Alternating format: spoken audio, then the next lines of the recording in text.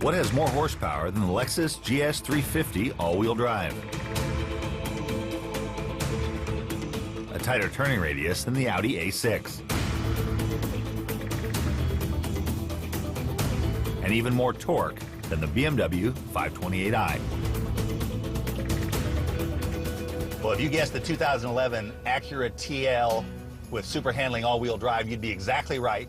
And you'd also be right that that's the car I'm driving right here today on the roads of Smyrna, Tennessee. Since you guessed the car, we're also going to give you a chance to guess our first guest. I'll give you a few hints. He lives here in Tennessee, is not a country music star or a NASCAR driver.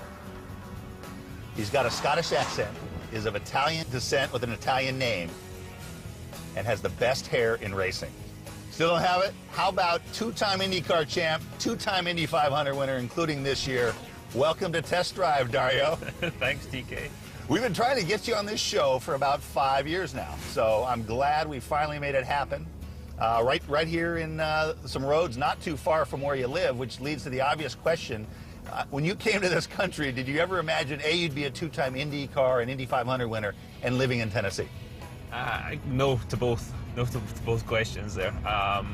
You know, I really ended up here in Tennessee because when I met Ashley, she was living down here, and yeah, I was kind of just floating around wherever I felt like. So that's how I ended up here. It's a really cool place and some pretty cool roads, which we'll get to see. And also with Indy, I never expected that. It was, especially after doing it sort of 4 or 5 years, I just found how difficult it was to win the bloody thing, and finally it all fell into place in 07, and then again this year. You didn't just win, you stomped them. I mean, from the drop of the green, the outside move, and then, I mean, it's like you were wanting to prove a point.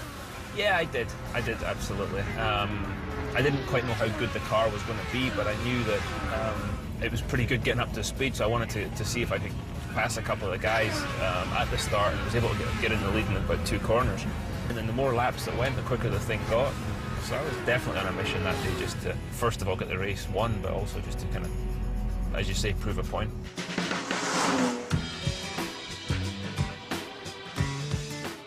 One thing that where you really opened some eyeballs, I remember when you put the LMP2 car on the pole at Long Beach ahead of all the LMP1 cars. What was that lap like?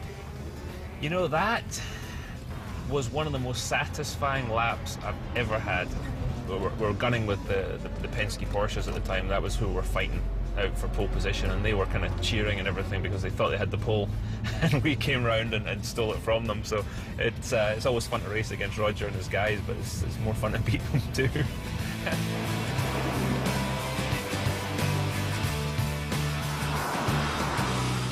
What is it? I mean, does this remind you of Scotland at all? The types of roads or the flavor, the type of driving? Do you like to get out and sample them? I do. I love to go out and play around on the roads here. It's, you know, especially west of town, there's a bit more undulation and stuff, and yeah, it really can remind you of home. You just got to remember to drive on the other side.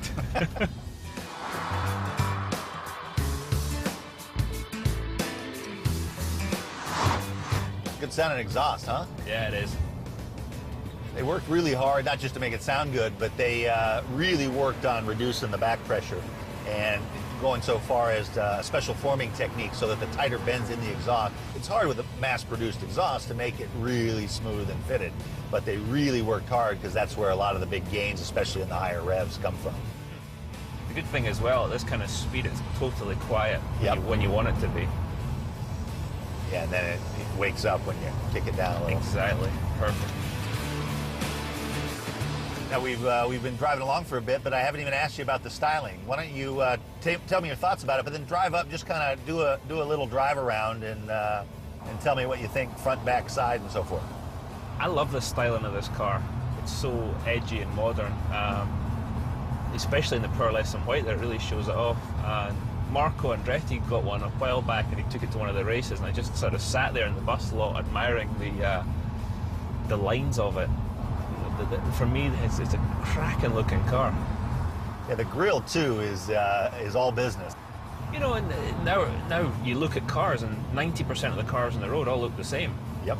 And this thing just stands out, which is yeah, is really cool. It's not boring in any way, shape, or form. It's a cracking looking car.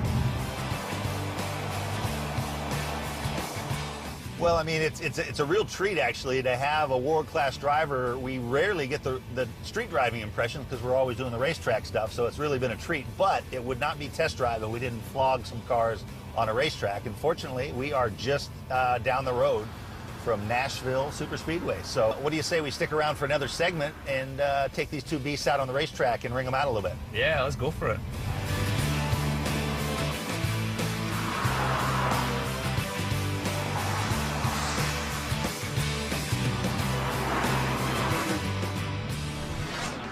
Coming up, we'll be running high, wide, and handsome at Nashville Superspeedway. Bit of one of your old Trans Am moves there, TK. Yeah! Stick around.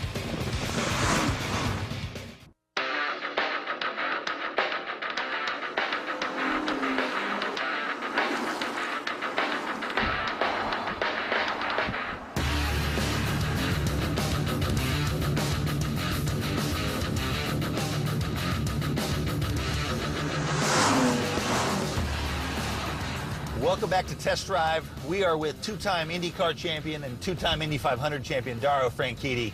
Just did some road driving. We are heading into Nashville Superspeedway to ring out the 2011 Acura TL with super handling all-wheel drive on the road course.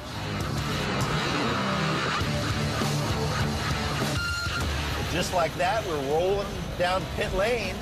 Look at these clouds. This is a beautiful part of the country. Yes, it is. Now, the one thing we haven't talked about is you're in the 6-speed, which is notable because fewer and fewer cars are available in a manual. So you can get this super handling all-wheel drive with a 6-speed manual. It's going to be a lost art. It's going to be like being a shoe cobbler or something like that. Nobody's going to know how to drive a manual transmission. Isn't that the truth? Most of the cars that I own actually have still got 5 and 6-speed transmissions. I still like the fun part of actually the art of it. Yeah, the art of it, and still heeling and towing and stuff. And although I've never been very good at heeling and towing anybody that ever worked with me in the race car, I'll tell you, it's not my strong suit. Now, if you beat me, it's because the manual transmission's like 80 pounds lighter. I just want to say that little disclaimer. That'll be appearing graphic on the bottom of the screen. 80 pounds. 80 pounds, yeah. Okay, that's almost the difference in weight between Danica and I.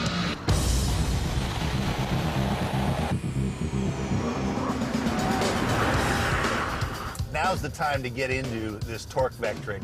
It's super handling all-wheel drive. I love the sort of Japanese nomenclature, but it really isn't just regular all-wheel drive. I mean, it's got some pretty smart innovations in it. A lot of all-wheel drive systems, have a variable center diff, and they can vary the torque front to rear. But the key thing is the Acura can actually split it side to side on the rear axle, and they basically give extra power and extra rotation to the outside rear wheel to counteract the normal understeer tendencies of an all-wheel drive car. I wonder if I could get that in my race car. That would be nice. Penske might have it. Yeah. Just kidding, Rod. Just kidding for the attorney's call. Sorry, Roger. Have you looked at your all-wheel drive, super handling all-wheel drive indicator on the dash at all while we're doing this? I have. It's pretty interesting the way it moves it around. It's working overtime. It's so wild how it rotates the car. Really cool. Yeah. I am really liking this car a lot. This is it's really impressing me. The handling is just it's a revelation. Actually, I'm really enjoying it.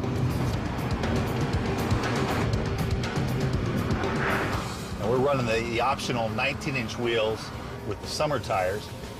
The road holding is unbelievable. I mean, the magic 1G number has always been there for road cars, and this, which is a sedan, a 4-seater, with these tires on it, generates, this is accurate for you, 0.97 Gs turning left with the driver's weight on the inside, 0.96 the other way. Almost a full G lateral. That's impressive.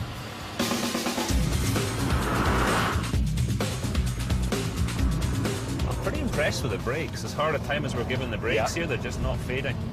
It's normally a street car's weak point on a racetrack, isn't it?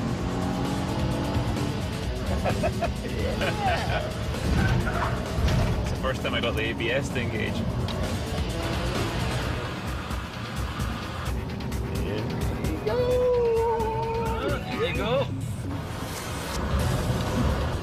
one of your old Trans Am moves there, TK. Yeah! See that? All the super handling all-wheel drive cars have the 3.7 liter, 305 horsepower out of a V6, 273 pound-feet of torque. The manual, the one you're in, 0 to 60 in 5.2 seconds. That's getting it done. And so all of this, they get the best of, not both worlds, best of all three worlds. More top-end power, more torque, and better mileage with the variable valve timing, the VTEC system. I think that's another example of the racing side of things getting transferred to the street cars. It used to always go the other way, and the race cars were always high-tech. Now the road cars are higher tech because of all the limitations that are placed. Yeah, exactly. I much preferred it when we got to play with all the toys in the race cars.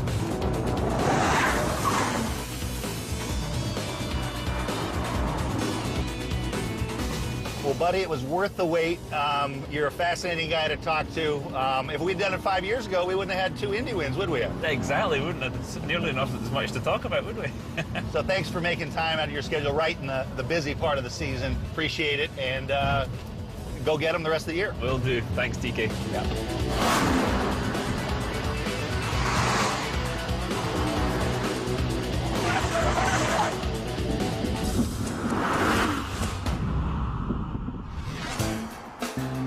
Up next, we look at the Acura TL frontwards and backwards. Of course, you know, if you're in reverse in Nashville, you get your house back, your dog back, your girlfriend back. Stay tuned. There's more to come. Little country music joke.